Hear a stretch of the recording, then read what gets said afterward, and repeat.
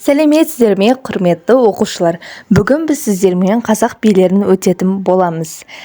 Мен осы видеода тек қана қазақ билері туралы ортақ нәрселерді айтып шығамын.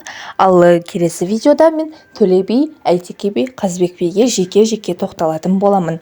Сол себепті менің каналыма тіркеліп, колокольчикті басып қойыңыздар. Осы видеоға лайк басыңыздар. Ал ендеше біз бастаймыз.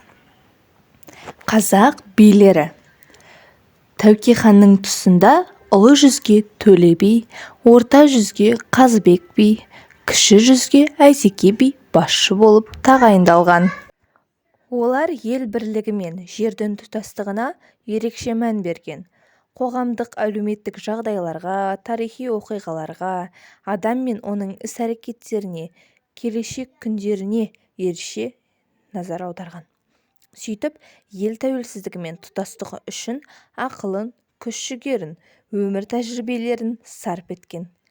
Әз Тәуке ханның төңірегіне топтасқан үш би болашаққа бағыт-бағдар жасады. Билер кеңесі бекіткен 7 жарғы атты әдеп-құқықтық құжаттың негізін қалап, онда қоғамдық қатынастарды жүйелеп өмірге өндіреді.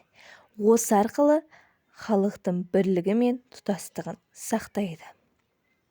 Оқушылар, міне сіздерге қазақ билері жайлы кішігірім мәлімет айтып кеттім. Ал келесі видеода мен Төле би, Әйтеке би, Қазбек биге жеке-жеке тоқталып, толық мағлұмат беретін боламын. Және де олардың әңгімелері мен жырларын оқып беретін боламын. Тек қана оқымай, сіздерге түсіндіріп те беретін боламын.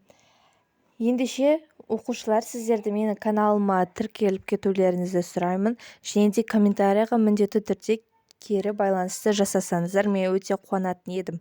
Себебі бұл өте үлкен еңбек. Мен сіздерге өтірік мағлұмат айтып отырған жоқпын, яғни жалған мағлұматтар. Мен сіздерге зерттелген, олардың барлығын тауып, сіздерге оқып беріп, оның барлығы қаншама уақыт, қаншама еңбек демекші.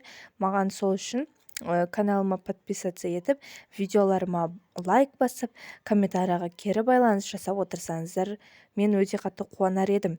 Және де комментарийға тек қана кері байланыс емес, өздеріңіз түсінбеген сұрақтарыңызды қойсаңыздар болады. Мейлі осы тақырыптан болмаса да, басқа тақырыптардан, кез келген сыныптан, кез келген тақырыптардан қойсаңыздар, мен міндетті түрде сол туралы видео шығаратын боламын. Ендеше сау болыңыздар.